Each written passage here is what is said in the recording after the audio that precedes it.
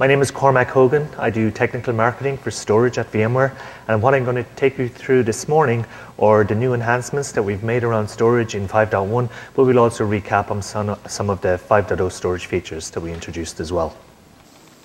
So the usual disclaimer, I'm sure most of you have seen this by now. And here's a list of topics that we're going to run through this morning's session.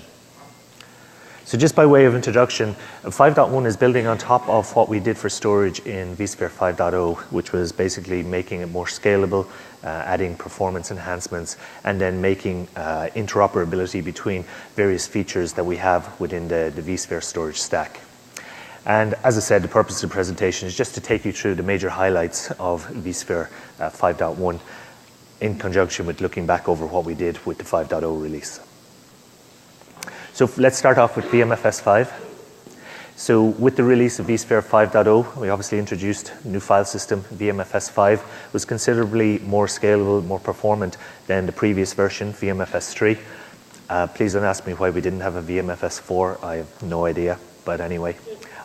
So one of the big things here is the single LUN or single extent 64 terabyte volume. Now the thing is, you could achieve that back in the VMFS 3 day, but you were dealing with extents. And of course, to achieve a 64 terabyte volume, you needed 32 extents.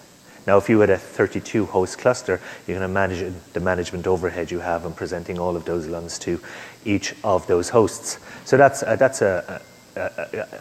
is one of the major enhancements that we brought into VMFS 5. Of course, with that size as well, we introduced scalability for more files. So what we're talking about here, obviously, is more virtual machine consolidation. And you can see that there was almost a fourfold or greater than fourfold increase in the number of files that we could support on VMFS 5 compared to VMFS 3. 64 terabyte RDMs was also something that we introduced along with the 64 terabyte VMFS 5. And then we introduced a unified file block size. So those of you who are working with VMFS 3 or have worked with VMFS 3 in the past, when you were deploying your virtual machines, you had to figure out how large the virtual machine was going to be, and then you had to select the appropriate file block size for that VMFS 3 file system, whether it was 1 meg, 2 meg, 4 meg, or 8 meg file block size. And that determined how large you could have a file or a VMDK then on VMFS 3. With a unified file block size that we have in VMFS 5, we can actually build up to 2 terabyte VMDKs with that 1 meg file block size. So we no longer have to worry about that. The other thing is VAAI. This is the next point here. The atomic test and set primitive, basically the replacement for that dreaded SCSI reservation. Where we used SCSI reservations and where we would use atomic test and set is when we were doing metadata updates in the header files of the VMFS volume. The thing with SCSI reservations is that they can be intrusive. So in other words, you might end up with other hosts that are trying to do metadata operations at the same time. So one of them have to retry those metadata operations if it's the volume has been reserved by another host. With atomic test and set, we alleviate that SCSI reservation issue. Thing with VMFS 3, even though we introduced atomic test and set with VMFS 3, it only used atomic test and set for a certain number of metadata operations. It didn't use ATS for all metadata operations. With VMFS 5, we do use atomic test and set for all metadata operations that we do on the volume header. So that's another significant change. And the thing is, with vSphere 5 or 5.1 now, along with VMFS 5, you should no longer see SCSI reservations when you're doing metadata or any type of updates on your volumes. The last 2 points here I'll take together. What we did for space efficiency, well, one of the space efficiency features that we have on VMFS is this notion of a sub-block. In other words, as we create a file, when the file is below a certain size, we will use a sub-block rather than an actual file block. Now in VMFS 3, that sub-block size was 64K. And what we found is that actually most of the small files that we have on the VMFS are much smaller than 64K. Actually, they're smaller than 8K. So what we've done in VMFS 5 is we've introduced a completely, well, same concept, but a much smaller sub-block size. So now we have an 8K sub-block as opposed to a 64K sub-block. And the final point here, small file support. What we realized as well is actually quite a lot of files are less than 1K in size. So what we've done is we've actually used the pointer locations in the metadata, for instance, for want of a better description, the inode or file descriptor of the file. And what we do is if the file is less than 1K, we will actually store the data in the metadata. So we don't consume a subblock, we won't consume a file block. If the file size then grows above 1K, but it's less than 8K, we will use a subblock. And then if the file grows above 8K, we will use an actual file block, in that case, to back it. So those are the major differences, the major enhancements that we introduced to VMFS5. The other thing here is we've made it quite simple to do an upgrade. Those of you who've done the upgrade to VMFS3, that was a fairly manual process. So what we've done is we've automated, and now all you have to do is select your VMFS3 volume within your vSphere client, and there is an option then to upgrade to VMFS5. And all you do is click on that. The great thing about it is that your virtual machines can continue to run. There's no downtime involved. It's an online process, and as I said, it doesn't impact your VMs. However, there are some caveats between a brand newly created VMFS5 and an upgraded VMFS5. And I'll take you through those in the next slide. So really, as a best practice, what we would prefer, just going by the last point there, if you have the luxury of doing so, provision new storage, create the VMFS5, and then use storage vMotion or whatever to move your virtual machines from your VMFS3 to your VMFS5. And the reason we say that is that there's a number of differences between an upgraded VMFS3 to VMFS5 and a newly created VMFS5. So what are those differences? Well, the first thing is the reason we're able to get an online upgrade from VMFS3 to VMFS5 is that we keep most of the structures that are in place for VMFS3. So what that means is that you continue to have the VMFS3 file limit.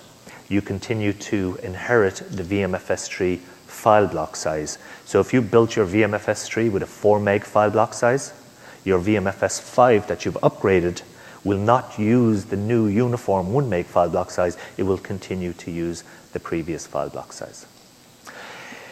Subblocks, you continue to use the previous subblock size of 64K, so you don't get that space efficiency with the 8K. And another difference as well, I guess it's all about the partitioning and the offset. With VMFS3, we used the MBR partition format, a master boot record. With VMFS5, we've switched to using GPT or the GUID partition format. The reason we switched is that we now have 64 terabyte VMFS volumes. The master boot record or the MBR partition format couldn't cater with those large sizes, so we did need to switch over to using a different partition format. And also the starting sector. What we found now is that even though we had some sort of alignment with the VMFS3 starting at sector 128, it actually didn't align with every single storage array. So what we've done is we've pushed it right out to the 2048 sector, and that does give us pretty good alignment with almost every storage array that's out there. So those are just some upgrade considerations. Absolutely, it'd be fully supported. You can still have 2 terabyte VMDKs. So even if you started with your VMFS3 with a 1 meg file block size that limited the file size to 256 gig, by upgrading the VMFS3 to VMFS5 using its original file block size, you can now build 2 terabyte VMDKs, no matter what the original file block size was on VMFS5. But again, that best practice, if you have the luxury of doing so, we would make the recommendation that provision new storage, build new VMFS5s, migrate over to the new VMFS5. Okay, so what did we introduce in 5.1? Well, could we have a show of hands? Are there people here who use VMware View and VMware vCloud Director? Okay, so VMware View and vCloud Director, they have this notion of linked clones. So you can use link clones to roll out the View desktops or your vCloud Director vApps. There was a limitation with vApps insofar as there was a limitation with link clones insofar as they start off with a base disk, and that base disk is then used to build the link clones. There was a maximum of 8 hosts which could share a file on a VMFS 5 volume. So in other words, if you were scaling out a View cluster or a vCloud Director cluster with link clones, you were limited to a maximum number of 8 hosts in the cluster for sharing that base disk for link clones. So what we've done is we've made an enhancement to the locking mechanism, because that's where the limitation was in the file locking mechanism. So now you can have up to 32 hosts sharing a base disk in vSphere 5.1 with VMFS 5. So that's the first major enhancement. The other major enhancement, and I think a lot of you will be pleased about this, is VOMA. And VOMA is the vSphere on-disk metadata analyzer. And for all intents and purposes, it's much like a file system checker. So what this does, it's not just checking the VMFS integrity, but it's also checking the logical volume manager integrity with your VMFS 5 volume. Now this will only run in read-only mode, so it can be used to check the integrity of your volume. For instance, maybe you had a hardware failure at the array end or something like that, and then it comes back online and you just want to make sure that everything is intact. Well, this is what VOMA will do for you. If you do suffer some kind of data integrity type of issue, you can again use VOMA to see how severe it is. And should the VOMA report an issue, for instance, there's a run of a VOMA there. If it does return you an error, then it's, you can call our support guys in GSS, and they might be able to at least tell you what level of corruption or whatever the case may be that has occurred. Now there's no fix mechanism to this. As I said, it's only read-only. It's only going to report you that the type of problems that you might have. But at least it's there to give you that type of insight. So that's pretty neat. Now that brings me on to VAAI, the VAAI primitives, and also VCAI, the View Composer for array integration, which is essentially a way of View Composer offloading its link clones to the storage array. But I'll talk a little bit about that in just a second. So here's the complete list of primitives that we are supporting. When we started back in 4.1, we only supported VAAI with block storage. So we already discussed the atomic test and set, or the ATS primitive. Xcopy is essentially the clone operation. Write same we use for zeroing operations. In 5.0, we then introduced a bunch of primitives for NAS storage, and we introduced a bunch of primitives for thin provisioning as well.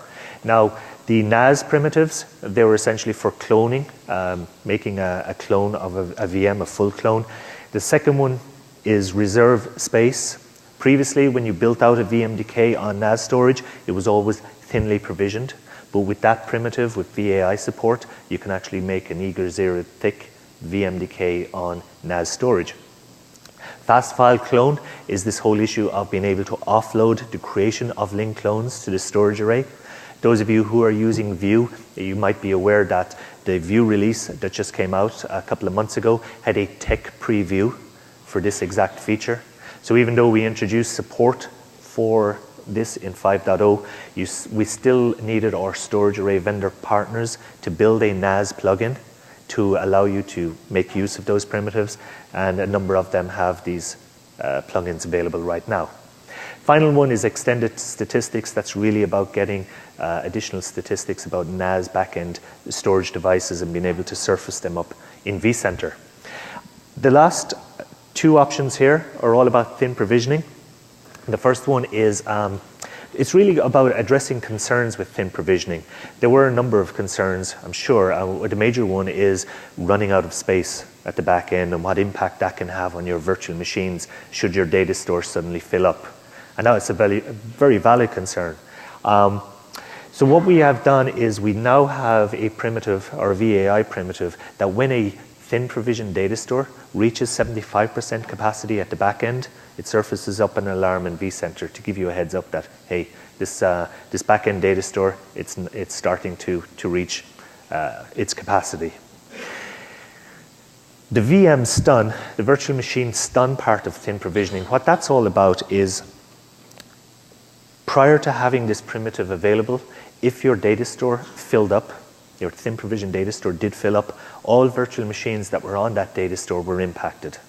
And if you were lucky, it was just a matter of restarting them once you'd addressed the storage issue.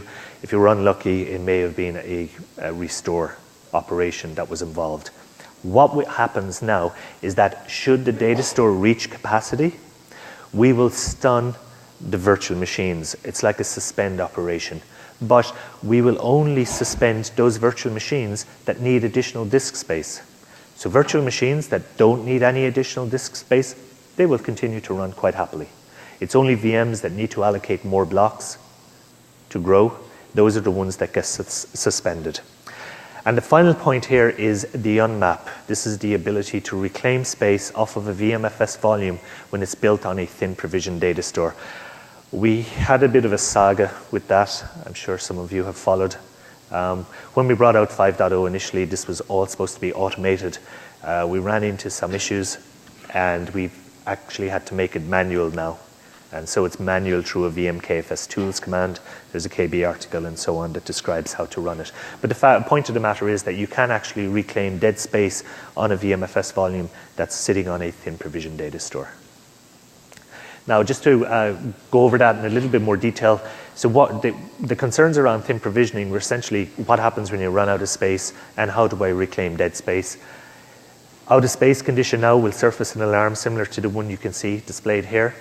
And if that data store does come completely exhausted, if the space does reach capacity, then we do have the stun primitive that will actually stun those VMs that need more space. But as I said, the VMs that don't need any additional space, they'll continue to run quite happily. And that brings us on to the dead space reclamation. So the issue here is that when we deleted files or migrated files from one data store to another data store, we never had any way of telling the array, hey, I'm no longer using these blocks, so you can reclaim them. And that's what the unmap primitive is all about. It's been able to tell the storage array that, yes, I was using these blocks previously, but I'm not using them now, so please reclaim them. So for instance, in a storage vMotion operation, where we move a VM from one data store to another data store, we move all the blocks from data store A to data store B here. Those blocks used to be left consumed. We had no way of telling the storage array, these blocks, take them back. But with the SCSI unmap, we can actually tell the array to reclaim them. And as I said, it was a bit of a saga. We wanted all this to run automatically, so you didn't have to do any kind of maintenance around it or whatever. But unfortunately, that didn't quite work out.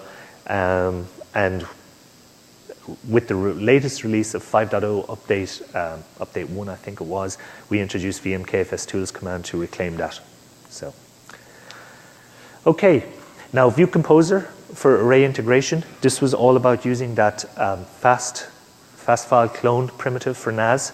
As I said, we put the infrastructure in place in 5.0, but we require our storage array partners to use provide a NAS plugin that allows you to use that offload primitive. And it's essentially the creation of the linked clones is offloaded to the storage array. In other words, we're not using CPU and memory resources on the ESXi host to create these linked clones. We get the storage array to take care of that for us.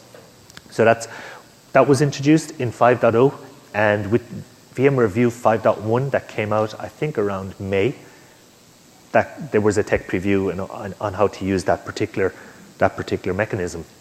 What we've introduced in vSphere 5.1 is an identical mechanism for vCloud Director to offload your link clones to the storage array. So if you have vCloud vApps that are based on link clones, you can offload this to the storage array as well. And my understanding is that NetApp already have a version of their, I think it's VSC, in beta that will use this mechanism. I'll show you how to use that mechanism. So that's essentially the major enhancement we had for VAAI in 5.1. So this is really just a snapshot of our next release of vCloud Director, and you can see here that it's just a way of selecting the VAAI offload mechanism in the data store and data store clusters view. So if you are a vCloud Director user and you're interested in doing something like that, this would be how you'd set it up. So that now brings me on to VASA, profile-driven storage.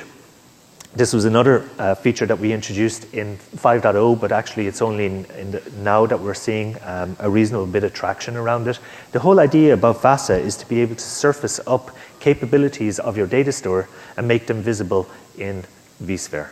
So the kind of things we're talking about could be RAID level, or is the LUN replicated, or is the LUN is it based on a high performance LUN or medium performance LUN, low performance LUN, whatever the case may be.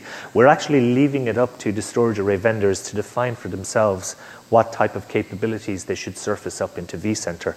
And just recently, EMC Isilon, they released a VASA plugin that surfaces up a bunch of capabilities. HDS have one now as well. So a lot of the storage array vendors are getting in on that. And what it means for administrators is it's going to be a lot easier to see what capabilities are backing a particular data store type. So now you're no longer just relying on an NAA ID or a SCSI ID. Now you're going to get real-life capabilities of that data store surfaced up into vCenter. So that's reasonably cool. The great thing about it, though, is that it leads itself as an enabler into a feature called profile-driven storage, which is something I'll describe to you now. So the point of profile-driven storage is that we can take these capabilities that VASA surfaces up, and we can build profiles around the data stores. Those profiles then get associated with a virtual machine. So now when it comes to provisioning, one of the steps in provisioning will be to select a profile, and depending on which profile you select, your data stores for provisioning your virtual machine will be separated into compliant data stores and non-compliant data stores. In other words, data stores that meet the capabilities that you defined in the profile and data stores that do not meet those capabilities. So that's going to make provisioning of VMs error-free each and every time, because each and every time now you are going to select the correct data store for that virtual machine. So let me show you a little bit about how it works. Here is my data store. Now, if I had a VASA implementation, I might have capabilities such as I said, replicated, snapshot capable, whatever the case may be. The other thing you can do is you can use storage profiles outside of VASA. So you can define your own capabilities for data stores. So for instance, in this case, I just said this data store is going to be my gold data store, for example. The next thing I do then is I create a profile. And the profile contains the same capabilities. In this case, gold. What I now do is I associate that profile with my virtual machine. The profile can be associated at creation time, during a migration, or it can be just attached at any time during the lifetime of that VM. What it now means is that when I look at the VM's summary screen and I look at the compliance, if my virtual machine is sitting on a data store that matches my capabilities that are defined in the profile, it'll be compliant. If not, it'll be non-compliant. And where this is really neat is that this compliance state is associated throughout the life cycle of the VM. So if you're the administrator and you go on vacation for a week and you have somebody who's managing your environment and they have to do storage vMotions or they have to do migrations while you're out of the office, at least when you come back in on Monday morning, you can have a look at the summary and see whether your virtual machines are still in compliance state or not. So here we go. So that's what VASA and storage-driven profiles is all about. Now, one of the new things that we've also introduced in vCloud Director, this is part of the interoperability of features, is that org VDCs, which are organization virtual data centers that are inside in vCloud Director, they can now also have storage profiles associated with them. So what that means is that you may have organizations that have paid you for gold level storage or silver level storage or bronze level storage or whatever the case may be. So this can now feed right into vCloud Director, and you can have different organizations sitting on different tiers of storage as well. And one of the neat things is that if you change an org VDC's profile, in other words, you move them from gold to silver or from silver to gold, whatever the case may be, Storage vMotion will automatically move those vApps onto the correct tier of storage for you. So that's another enhancement that we have in vCloud Director from a storage perspective. Now, it brings me on to Storage IO Control and Storage DRS. Again, I'll just recap on what the whole idea of Storage IO Control and Storage DRS is, and then I'll give you an overview of what we've done in 5.1 around these features. So the whole point of Storage IO Control is to avoid what we call the noisy neighbor problem. This is where you have a bunch of virtual machines spread across multiple hosts that are all sharing the same data store, but you have one virtual machine that's killing your data store. Now, in this case, I have a data mining operation, which is not very important to my organization, but this data mining VM or application running in a VM is taking most of the bandwidth to my data store and is impacting the performance of my very important virtual machines. With Storage IO Control, using a shares mechanism, I can limit what that data mining virtual machine is capable of doing from an IO perspective. So it's basically a quality of service mechanism that we have. So essentially, what all this is describing is what we're trying to do with Storage IO Control. As I said, addressing this whole noisy neighbor problem and giving a quality of service across all our virtual machines and be able to prioritize which virtual machines are important to me and deprioritize the ones which are not. This was introduced in 4.1. At the time, it was only supported on block storage. But in 5.0, we introduced Storage IO Control for NFS, virtual machines that reside on NFS as well. So So that was Storage IO Control. Let me just give you an overview of Storage DRS now, and then we'll move into the 5.1 features. Storage DRS, I'm sure you're all familiar with it at this point. The great thing about Storage DRS is that it is going to select, so you start with a concept of a data store cluster, where there's a group of data stores in this cluster. And when you provision your virtual machines and you select a data store cluster as your provisioning point, it is going to select the best data store in that data store cluster for your virtual machine. And that can be based on space usage, and optionally it can be based on performance as well, on IO metrics. Not only is it a really nice provisioning feature for selecting the best data store, but over the life cycle of those virtual machines, those VMs will, the capacity, the consumption, and also the performance metrics of the data stores in the data store clusters are constantly monitored. And so if at any point we start to fill up one data store or we start seeing latency on a particular data store, then we can use Storage vMotion to move virtual machines around the data stores in the data store cluster to give us a capacity balance and also an IO performance balance. Now, that can be done in two ways. It can be set in manual mode or automatic mode. In manual mode, it surfaces up recommendations, says, hey, Cormac, you might think of moving virtual machine A to data store C, or whatever the case may be. Or if you leave it in fully automated mode, it will do those Storage vMotion operations in the background for you. And Storage DRS is supported on VMFS 5, 3, and NFS. The final point, sorry, I skipped one there, is the smart placement rules as well. So this is like affinity, anti-affinity rules for virtual machine disk files. So you can keep virtual machine disk files together on the same data store. You can separate them out on different data stores, as the case may be. So it's a very neat feature for sure. Now, what enhancements have we made? Well, firstly, let's start with Storage IO Control.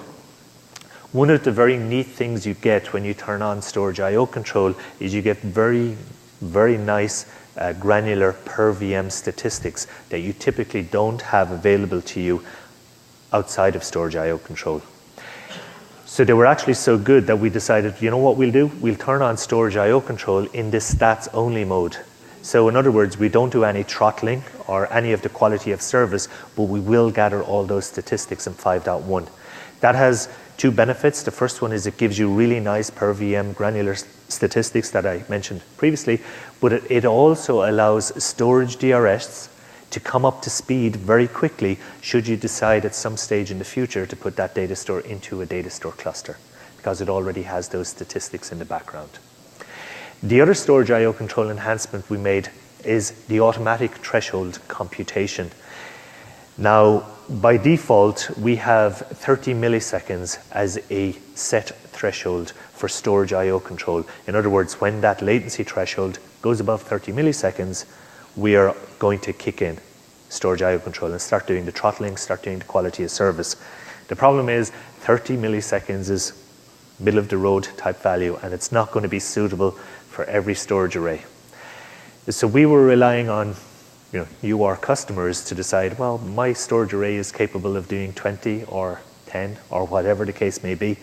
So we were expecting you guys to throttle this latency threshold manually, which, it's putting another manual task on you guys. So what we've done is we've made this computation automatic. So what we do now is that using a portion of storage I/O control, which is called the I/O injector, which is used for profiling the data stores, we will use that to see what the maximum load that we can place on a particular data store is. And then what we do is we drop back down and we find the 90% value that matches the load. So we'll take the latency at max load and we'll go back to 90% and measure the latency there, and that's the value that we are going to set the threshold is. So in other words, if your data store now starts to reach a 90% latency threshold, that's when storage I/O control is going to kick in. And again, that is tunable. You can go and change the percentage value if you so wish, or you can go back to the previous method and actually input a millisecond value as well if you so wish. But it just takes that additional manual task away from you and automates it. Now, storage DRS enhancements. The major enhancement we have with storage DRS is that we now have it interoperating with vCloud Director.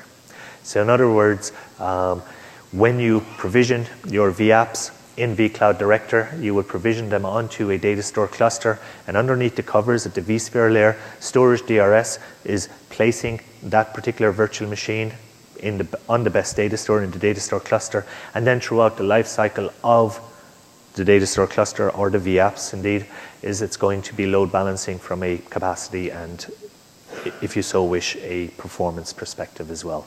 So that's the major enhancement, storage DRS now interoperating with vCloud Director in 5.1. The other thing we've done as well is that we have this new feature called the data store correlation detector. Now, we had this previously, but we required a VASA plugin for it to work. What this is all about is trying to be a little bit intelligent about doing storage vMotion operations in storage DRS. For instance, if you have a bunch of data stores and they're backed, let's take 2 data stores, but both data stores are backed by the same set of spindles, and you're trying to address a latency problem by storage vMotioning from data store A to data store B, well, that doesn't make much sense because it's the same set of disks, it's the same set of spindles at the back end. And that's what data store correlation is all about, trying to determine whether this storage vMotion operation is actually going to give me some performance improvement. The other nice thing about the data store correlation is that we can use it in affinity and anti-affinity rules. In other words, we can keep VMs and VMDKs together on the same set of spindles, or we can separate out the VMs and VMDKs so that they reside on completely separate sets of spindles as well. So that's a nice hook in to the data store correlation also. Great, so that brings me on to storage vMotion. Storage vMotion, we completely rewrote the algorithm in 5.0 to use a mirror driver. Prior to that, we were using the change block tracking mechanism, CBT. The change block tracking mechanism was actually a reiterative, I can't say that word, but you can get the idea, reiterative process. So what we used to do is we would copy over a bunch of blocks and then see how many blocks had changed during that first copy operation. Then we would do another copy operation of the blocks that have changed, and each and every time we would reduce down the number of blocks until it got below a certain threshold where we could switch over completely. The problem is that that wasn't always successful, because if you had an extremely busy virtual machine, then the number of blocks that were changing in the VM may have been higher than the number of blocks that we were able to copy in one iteration. So we had to change the algorithm, and what we moved towards was this mirroring mechanism. We actually split the IOs. So now in 5.0 and 5.1, when you do a storage vMotion operation, we actually insert a splitter or a mirror driver in between the source and destination. So we do one copy, so we copy the VMDK from the source to the destination, but every IO that comes in to make a change, that gets sent to both sides. So it's just a single copy operation now that we need for storage vMotion in 5.0. So what enhancement do we make to 5.1? What we made, the enhancement we made is to allow you to copy VMDKs in parallel. Previously, every VMDK belonging to a virtual machine had to be copied serially. In 5.1, you can do VMDK copies in parallel, up to 4. So in other words, if you have, in this case, 6 VMDKs, we could copy the first 4 in parallel, and then once the first one finished, we could start on the 5th. Once the second one finished, we could start on the 6th. There is a caveat, however, in that the VMDKs must reside on separate data stores, because if they're all in the same data store, we could have a severe performance impact by trying to do 4 in parallel. So as long as these are separated out and they're sitting on different data stores, you can certainly do this in parallel. So that's the major enhancement. That now brings me on to protocol enhancements. There are 3 in particular. In 5.0, we introduced the software FCOE adapter, Fiber Channel over Ethernet adapter. In 5.1, we are giving you the ability to boot ESXi hosts using that software FCOE adapter. From an iSCSI perspective, we are now going to support jumbo frames on all iSCSI adapters across the board. So the software iSCSI adapter will support jumbo frames. The hardware, the hardware kind of falls into 2 categories. There can be independent hardware iSCSI adapters, which is where a third party provides you with the adapter and the driver. And there's the independent ones where they supply the adapter, but they're using the software iSCSI driver from VMware. But whatever the case may be, all of them now will support jumbo frames. And the final one is 16 gigabit HBAs. Now, we did introduce 16 gigabit HBAs in 5.0, but we had to throttle them down to run at 8 gig. In 5.1, we are announcing that we will support 16 gigabit HBAs. There is still a caveat, however, in that the 16 gigabit is perfectly acceptable between the host and the switch, but between the switch and the array, it needs to be throttled down to run at 8 gig. And I think that is just a QA testing limitation that we currently have, and I wouldn't be surprised to see this limitation lifted in the very near future. Okay? So that was those were the 3 protocol enhancements we had. I'm now going to bring you on to something that's brand new in 5.1, and this is called I/O device management and SSD monitoring. So the I/O device management is essentially a new set of ESX CLI namespaces which will allow you as an administrator to report on and do certain troubleshooting tasks on your storage. So it can work on FCOE, Fiber Channel, iSCSI, and also local disk as well. The whole point of it is to enable you to troubleshoot storage issues from the ESXi host level. So this is something that we didn't have previously. A lot of the time, you may have had to engage your SAN administrator, maybe have a look on Fiber Channel switches for counters to try and tell you what kind of problem you had, or even looking on the array. So what we're trying to do is give you some enablement from the ESXi host perspective to allow you to troubleshoot those type of SAN-related issues. Now, the namespace is ESX CLI storage SAN. If you just run that command on a 5.1 host, it'll give you a bunch of additional namespaces that you have available from the Fiber Channel layer, from the FCOE layer, the iSCSI, and the SAS. And the really nice thing about, for instance, FC is that you can pull in all the Fiber Channel statistics like dropped frames and that kind of thing from your SAN. The other nice thing as well is that using some of these directives, you can do resets. For instance, again on Fiber Channel, you can instantiate a loop initialization from your ESXi host. So for instance, if your HBA got into a bit of a weird state, you can certainly do an initialization of the SAN from the ESXi host using these features. So here's another example. This is just using local storage, the SAS adapter here. You can see you can get statistics on the first part of the screen here. And over there, there's additional statistics about error counters. Right now, they're all zeros, but hopefully you get the idea of how you can use this for troubleshooting.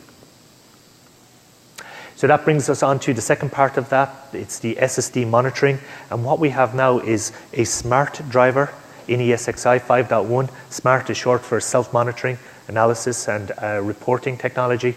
So essentially what we have is the ability to query SAS and SATA SSD drives for wear leveling statistics, reallocated sector count, those kind of things that you need to be keeping an eye on SSD drives, because we're seeing those proliferate now in storage. So although we are providing our own plugin to look at generic statistics, there's nothing to prevent third-party SSD manufacturers creating their own plugin, allowing you to drop it in place on the ESXi host and maybe getting bespoke statistics or characteristics from those SSD drives. So an example here, this is in the ESX CLI storage core device space. There's now a smart primitive, and you can see the type of information you can get back, like drive temperature now as well. So that's something it's brand new in 5.1 as well. So that brings me to the final piece of the presentation. This is all. This is essentially a brand new VMDK format. So right now we have two VMDK formats. We have our base VMDKs, but we also have a snapshot format, what we call VMFS Sparse. So right now, when we're working off link clones, the VMFS Sparse format is used.